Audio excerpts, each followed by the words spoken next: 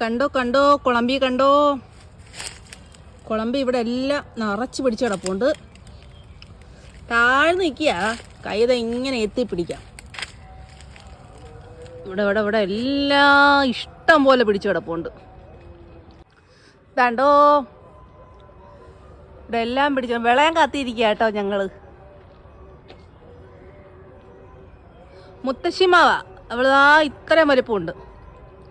ഏകദേശം 1 ഏക്കർ സ്ഥലം വേണം അവൾക്ക് നിൽക്കാൻ. മൊത്തം ഇങ്ങനെ നിറഞ്ഞിരിക്കുക. അതാണ് നമ്മുടെ ഈ തറയിൽ മൊത്തം മാവലയുടെ കരിയിലയാണ്. ദാ കണ്ടോ, നല്ല നല്ല മധുരമുണ്ട് കേട്ടോ. നല്ല വിളഞ്ഞു വന്ന് വീണതാ.